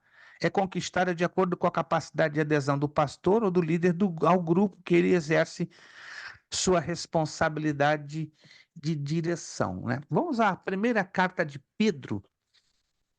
Pedro fala também sobre isso, né? A carta de Pedro também é um pequeno compêndio, se assim posso dizer, de ética ministerial. É pequeno porque ele não é tão vasto e amplo como a epístola, como o livro de Provérbios. Primeira carta de Pedro, capítulo 5, versículos 1, 2, 3 e 4. Se quiser anotar, é interessantíssimo isso aqui. Primeira carta de Pedro, capítulo 5, versículos 1, 2, 3 e 4. Aos presbíteros que estão entre vós, ademoesto eu, que sou também presbítero com eles, e testemunha das aflições de Cristo e participante da glória que há de se revelar. Aí Pedro diz: apacentai o rebanho de Deus, que está entre vós, tendo cuidado dele. Olha as expressões que Pedro coloca, são lindas. Não por força, ou seja, não por imposição, não por sendo um ditador, ou por medo, ou coisa parecida, mas voluntariamente. Não por torpe ganância, não por interesses pessoais, mas de ânimo pronto. Olha o versículo 3. Não como tendo domínio sobre a herança de Deus. Olha só, porque o rebanho não pertence a nós, o rebanho pertence a Jesus Cristo. Isso aqui é lindo, gente. Pedro tinha plena consciência, não. Esse rebanho não é meu. Não. Me foi confiada a autoridade e a responsabilidade de cuidar, de levar adiante, de alimentar, de dirigir na presença de Deus, na base do seu santo livro. Mas o texto aqui é muito claro, não como tendo domínio sobre a herança de Deus. É triste quando ouvimos hoje um pastor de igreja dizer: esta igreja eu derramei meu sangue, tudo aqui é meu, coloquei meu dinheiro, coloquei as minhas forças. Não, peraí, ele está dando uma de dominador, como ele fosse o dono da obra. E nós não somos donos de nada na igreja do Senhor. Nós somos serviçais, nós somos servos, nós estamos para servir. Jesus veio ensinar o exemplo de servir. Jesus, sendo o Senhor, ele deu o exemplo de serviço. E aqui Pedro reflete essa necessidade do exemplo do serviço que temos que dar, não é? Mas servindo de exemplo ao rebanho. E o versículo 4 é lindo. Quando aparecer o sumo pastor, não é? Alcançareis a incorruptível coroa de glória. Então Pedro também deixa isso bem enfatizado. Liderança não é imposição, né? Liderança é a orientação, é a administração de forma equilibrada e coerente e ética. Olha o número 6. Lembre-se que o silêncio é, em algumas circunstâncias, isso parece interessante, né? E até parece um tanto dúbio. Em algumas circunstâncias, considerando uma concordância ou uma conformidade, e às vezes o mesmo significa oposição e rejeição. É importante considerar que os seus cooperadores pensam, meditam e mesmo podem criticar, de sorte que ninguém aprecia ou gosta de ser liderado sob pressão. Então, o silêncio ele parece uma faquinha de duas gumes. Você pode ficar em silêncio diante de uma situação muito complicada, na qual está se tentando tomar uma decisão, e se você não se pronunciar, você também é criticado. Então, não tem um ditado: se ficar o bicho pega, se correr o bicho come? E às vezes o posicionamento de um obreiro na área do silêncio, dependendo da circunstância da decisão, pode criar essa ideia dúbia. Então, sempre é importante mesmo com silêncio, deixar claro por que você está em silêncio, entende? Que, inclusive, o livro de Provérbios dá esse tipo de orientação. Ou seja, vão existir circunstâncias que o posicionamento ao silêncio vai ser uma necessidade. Já em outros casos, não. O silêncio pode se transformar em uma conformidade ou até uma cumplicidade. Tudo é muito variável nesta área, porque é muito delicado. Pastor, Número deixa eu só 7. Sim, por favor, levantar uma por questão aqui bem gentileza. rapidinha, porque Sim. como nós estamos numa aula, e eu acho que é bem interessante a gente debater a esse respeito, porque, por exemplo, assim, até que ponto é mentira e até que ponto é ético, de repente, nós, como pastores ou os ministros, se calar ou omitir alguma situação? Eu estava meditando a esse respeito esses dias, e eu me lembrei quando Deus mandou o profeta Samuel ungir a Davi, e ele já tinha ungido a Saul. Aí o próprio Deus falou assim com ele, né? Porque Samuel falou: poxa, como é que eu vou lá para poder agora ungir um novo rei? Deus falou: não, fala que você vai sacrificar. É como, entre aspas, ele vai fazer algo, mas Deus falou para ele pegar o novilho e falar que quando ele fosse passar na cidade. Então, assim, até que ponto, por exemplo, assim, porque, por exemplo, na nossa condição, eu acho que muitas das vezes a gente. Eu tenho essa dúvida se entra entre mentira e omissão, porque se a gente for falar tudo que pensa ou tudo que acha, a gente vai ter problema, me entende? E de repente, né, igual o pastor falou, às vezes um pastor vai fazer uma reunião e fala alguma coisa que poderia não ter falado, ou se não falar é mentira. Até que ponto a Bíblia nos dá. Tem alguma baliza para esse tipo de. Principalmente para nós que estamos na frente, que tem hora que eu me acho mentiroso, mas ao mesmo tempo, se eu falar, eu vou ter um problema, entende? Ou a igreja, ou enfim. Como. Há uma linha muito fina, pastor Elias e irmãos, uma linha muito tênue entre a mentira e a omissão. Muito fina, mas ela é tão fina que se nós não tivermos o suficiente tato, a delicadeza e, sobretudo, o equilíbrio bíblico, a gente acaba se confundindo dentro das melhores das intenções. Eu cometi, como pastor, não tenho vergonha de dizer isso, já administrei 5 igrejas, 5 congregações, não tenho vergonha de dizer isso. Eu cometi muitos erros dentro desta área de omissão, ou seja, decidi me omitir diante de uma situação que poderia prejudicar, entre aspas, não a congregação, mas um grupo de obreiros para evitar tumulto, para evitar burburinhos, entende? Para evitar com que fofocas se proliferassem, mas acabei sendo mal interpretado como mentiroso. Já houve situações, né, que eu fiz certas abordagens que eu fui colocado como literalmente um omisso fraco e digamos, sem força para atuar ou para agir. Então, é muito complexa essa questão. Tudo vai depender de como, não é, se vai iniciar, levar e concluir o processo. Mas eu repito, tem situações que são super delicadas. Eu volto àquele texto que eu acabei de mencionar alguns minutos atrás, né? Paulo mesmo disse: todas as coisas me são lícitas, mas nem todas as coisas me convêm. Em outras palavras, nem tudo que a gente considera correto, como por exemplo, eu tenho que falar tudo aqui porque eu tenho que ser um camarada sincero. Peraí. Infelizmente, a gente sabe que nem tudo que a gente deveria falar, deveria ser dito ali de imediato. Tem tudo uma hora certa, tem um momento certo, tem uma circunstância certa. Eclesiastes mesmo diz: há tempo para todas as coisas debaixo do sol. Agora, qual é o grande problema? Temos suficiente discernimento para saber que este é o momento de abrir a boca, dizer, ou é o momento de se calar e esperar com que Deus dê uma direção. Porque tudo varia demais, entende? E às vezes a gente quer ajudar, acabamos atrapalhando. E às vezes acontece o contrário. Por isso, é uma área que, repito, é bastante delicada. Temos que ter maturidade, temos que ter discernimento espiritual, mas, acima de tudo, uso as palavras do pastor Elias, temos que ter a baliza da palavra de Deus, para nem sermos omissos e nem mentirosos. Vamos partir de um princípio prático. Jesus. É bem difícil, né? Esse Bastante. equilíbrio. Vamos a um princípio bíblico básico, Jesus. Jesus foi inúmeras vezes mal interpretado pelos fariseus. Mas por que ele foi mal interpretado? Porque ele deixou bem claro, eu vim para cumprir a lei.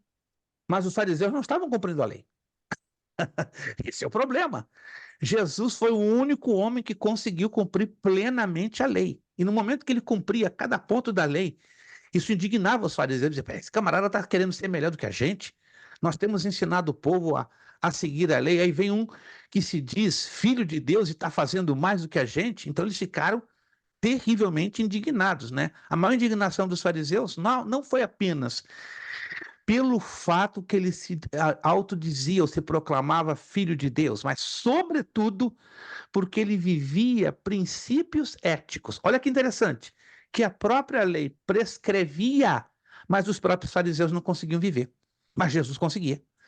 Pastor, mas E se isso a não gente for gerava uma dor de cabeça?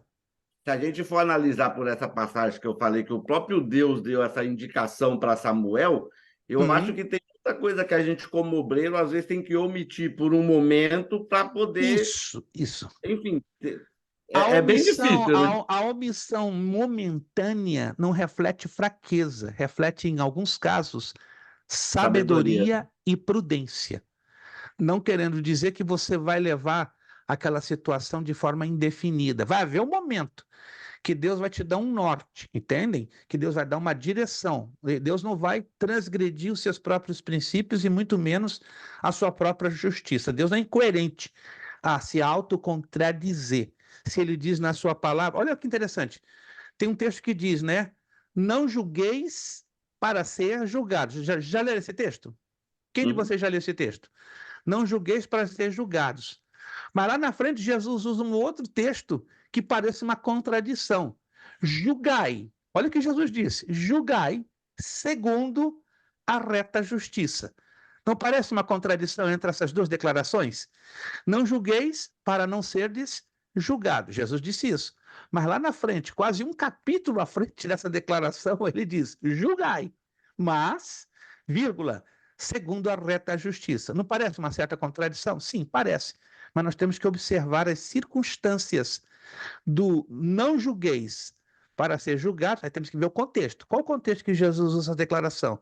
E o contexto de julgai, mas segundo a reta justiça. Mais 3 minutinhos. Muito bom para pastor Elias. Pastor Elias já começou a derramar o jarro de gasolina, né?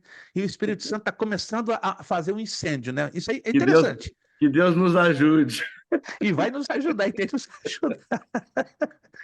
Olha o número 7. Evite de todas as formas atacar ou agredir seus colegas auxiliares, principalmente no púlpito da igreja.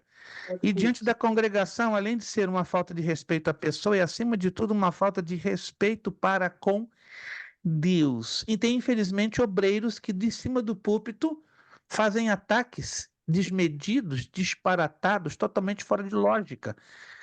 Lavar roupa é no tanque, como se diz numa linguagem popular. Se é para resolver conflitos, se resolva com maturidade e em reunião fechada de grupo de obreiros, não num culto público diante de toda a igreja, porque isso é uma falta de respeito brutal, tanto para com a igreja como diante do próprio Deus, ou para com o próprio Deus, né? Se é para exortar, chamar a atenção, vamos lá, portas fechadas, um grupo de obreiros e vamos embora, mas com cortesia, com educação e com equilíbrio bíblico. Número 8. Não repreenda ou chame a atenção de seus auxiliares publicamente. Faça, entretanto, pessoalmente, se possível, de forma privada e individual. Se um obreiro em questão continua insistindo no mesmo erro ou delito, chame a atenção na presença de mais 3 ou 4 obreiros. Há apoio e respaldo bíblico para esta medida. Tem pastores que, assim, na frente de todo mundo, vem cá, seu obreiro relaxado, seu obreiro preguiçoso. Não, isso é falta de ética. Se o obreiro está relaxado, se o obreiro está preguiçoso, está fazendo a coisa errada, está pisando na bola, chama ele no privado. O pastor Gilberto Malafaia, o pai do Silas, nós trabalhamos com ele 3 a 4 anos. Ele tinha um procedimento bem interessante. Quando ele ia repreender um obreiro, sabe o que ele fazia? ele se aproximava do obreiro, dava um sorrisão até as orelhas. Quem não conhecia ele, pô, o homem caiu na graça do outro. Ele dava um sorrisão, passava o braço em cima do ombro, mas eu já conheci o pastor Gilberto. Eita, vem repreensão da grossa. Ele olhava, Pai do Senhor, meu amado, ela dava aquele abraço de urso. Aí puxava com carinho o obreiro lá pro cantinho. Pro cantinho, literalmente pro cantinho. Aí o pastor Gilberto fazia assim com a mão: fica quietinhos aí. Vou resolver esse assunto aqui agora. Aí ia, dava um sorriso e tal. Chegava lá no cantinho, em 2 quinas de parede. Aí ele falava bem debaixo do ouvido do obreiro. Aí nós vimos o obreiro em questão encolhendo, né? E abaixando, abaixando. Falei, que tá falando no obreiro do irmão? Tá abaixando, tá abaixando. Daqui a pouco vinha o obreiro, pensa no bichinho que tava um tipo de um burro chucro, selvagem. Mas ele vinha domesticado, pianinho, quietinho. Tá tudo bem, meu irmão? Pai do Senhor, desculpe, tá tudo muito bem. Aí depois eu entendi que o pastor Gilberto tinha uma técnica, até um tanto de psicólogo. Ele falava no ouvido e disse, uma vez o próprio pastor Gilberto me comentou: o que o senhor falou no ouvido daquele obreiro? Se ele não tomasse vergonha na sua cara, eu ia deixar ele suspenso 6 meses das atividades ministeriais. Eu nunca envergonharei nenhum obreiro perante o público, mas eu ia na casa do obreiro e dizer diante da esposa e dos filhos: esse é o exemplo de obreiro que vocês têm como pai e esposo? Aí o indivíduo se encolhe. Porque se o camarada não tem moral nas coisas da sua própria casa, como é que ele vai ter na própria casa do Senhor ou vice-versa, né? Então a ética primeiro tem que começar dentro de casa. Claro, e ela é exposta dentro da igreja. Se um obreiro está falhando no seu comportamento ético em casa, na igreja, pode acreditar que tem algum problema acontecendo dentro de casa. Eu quero parar aqui nesse ponto de número 8, tá? E então, inclusive, vamos até ler esses textos aqui, que é interessante, né? Como é que Jesus orienta a disciplina? Porque hoje algumas igrejas, o camarada errou, cometeu um pecado, expulsa. Assim, sem mais, sem menos. Mas Jesus dá 4 passos para que uma pessoa seja expulsa da congregação. Esses 4 passos têm que ser, digamos, o cartucho 1, cartucho 2, 3, tem que ser queimado, aí passa para a expulsão.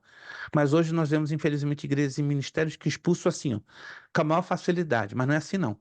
Nós vamos ver isso com todo carinho no Evangelho de Mateus, capítulo 18, versículos do 15 ao 20, e também em Lucas 17:3, com base em Deuteronômio 17:6 e Deuteronômio 19:15. Então anote aí, nós paramos a nossa aula por aqui. Aí nós voltamos na próxima aula, na continuação desse ponto 8. Aí vamos desenvolver até o número 17 e depois voltamos para os slides, né? Já passamos 8 minutos do nosso horário. Alguns dos irmãos gostariam de fazer alguma abordagem, alguma colocação? Acho que só hoje, pastor Elias, que decidiu, né, abrir o tanque de gasolina, né, e riscar o fósforo. Acho que ninguém quer hoje riscar o fósforo. Josevaldo, há 2 semanas, riscou forte, né? Derramou, acho que 2 galões de gasolina, fez e ficou bonito. Ficou bonito, Josevaldo. Hoje eu pensava que ele ia fazer a mesma coisa, mas Josevaldo hoje... Não, ele está carregando a bateria. Desculpa, agora que eu entendi. Ele está carregando a bateria. Na próxima aula, com certeza, ele vai riscar o fósforo. Meus irmãos, alguma abordagem, alguma colocação? Fiquem à vontade. Se você não tem nenhuma abordagem, nenhuma colocação, então nós damos por concluída a aula de hoje e, se Deus quiser, voltaremos na próxima quinta-feira, né? Nesta matéria, como disse o pastor Elias, é uma matéria difícil, uma matéria, algumas às vezes, o objetivo aqui não é criar polêmica, mas é avaliarmos dentro do fundo bíblico, né? O que é e o que não é, o que se deve e o que não se deve fazer, porque nós temos, né, o direito, aliás, nós temos o dever de darmos um testemunho exemplar como sal da terra e luz do mundo. Amém? Vamos agradecer ao Senhor nosso Deus. Vamos pedir pastor Elias, né, que hoje riscou fósforo, né, e graças a Deus não queimou ninguém, né, muito pelo contrário, motivou, nos despertou para estarmos avaliando bem de perto o que a palavra de Deus nos orienta e nos ensina para vivermos, né, uma vida ética, uma vida que agrade ao coração de Deus. Pastor Elias então estará fazendo uma oração de conclusão e agradecendo a Deus por esta aula. Agradecemos ao irmão Marcos pela sua presença, pastor Elias, William, pastor Jurandir, né, que não pôde estar por 2 semanas e ficamos felizes, né, com a sua presença. Pastor Maurício também, com várias atividades, não pôde estar presente, mas graças a Deus estamos felizes com o seu retorno, também da pastora Cátia, Josevaldo. Hoje tivemos a ausência do Damian e do Evaldo, mas se Deus quiser, esperamos que na próxima aula estejam conosco. Muito obrigado a todos vocês, Deus os abençoe, vejo vocês na próxima quinta, permitindo o nosso Deus. Pastor Elias, por gentileza, com a palavra de oração, agradecendo e nos despedindo. Amém. Pai, no nome do teu Filho amado Jesus Cristo, ó Deus, nós queremos te agradecer, ó Deus. Te agradecer, ó Deus, por este momento tão Aleluia. gostoso, ó Deus, do aprendizado da tua palavra. Pai, mas como eu sempre te peço, ó Deus, que possamos ser praticantes da tua palavra Em e não nome só de Jesus. ouvinte, Pai. A cada um dos meus irmãos que aqui está, Pai, nós estamos aprendendo sobre ética, Pai, nos ajuda. Pai, nos ajuda a matar a nossa carne, a matar o nosso eu, a matar, ó Deus, a nossa Em nome de cultura, Pai, que Jesus. muitas das vezes é tão corrompida. Pai, no nome de Jesus, nos ajuda, nos esforça, dai-nos ânimo e força, Pai. Pai, a cada um dos meus irmãos que está aqui, ó Deus, comigo, Pai, em nome de Aleluia. Jesus, que o teu Santo Espírito venha trabalhar na nossa vida, Em na nossa nome de mente, no Jesus. nosso entendimento, que venha se transbordar para a nossa família, para a nossa igreja, para a nossa comunidade, ó Pai, que possamos fazer a diferença neste lugar, ó Deus. Glorifica, Pai, o teu nome através das nossas vidas, em o nome de Jesus. Amém. Amém. Obrigado pela sua participação, obrigado a todos que também já realizaram seus pagamentos em dia. Muito obrigado, Deus recompensa, abençoe rica e poderosamente a cada um de vocês. Nosso lema para a conclusão da nossa aula de hoje: seriedade, Seriedade, Seriedade. compromisso, compromisso, Compromisso. disciplina, Disciplina. Disciplina. seriedade, seriedade, Seriedade. compromisso, Compromisso. disciplina, seriedade, compromisso, disciplina. É necessário que ele cresça e que eu diminua. É necessário que ele cresça e que eu diminua. É necessário que ele cresça e que eu diminua. E a Deus damos o quê? A honra, a glória e o poder. Muito obrigado, Deus os abençoe. Ótimo final de quinta-feira, um ótimo final de semana. Que a bênção de Deus seja com vocês poderosamente. Nos vemos, se Deus quiser, na próxima quinta-feira, dia 25 de janeiro. Muito obrigado. Beijo no coração de cada um de vocês. A paz do Senhor. Muito obrigado.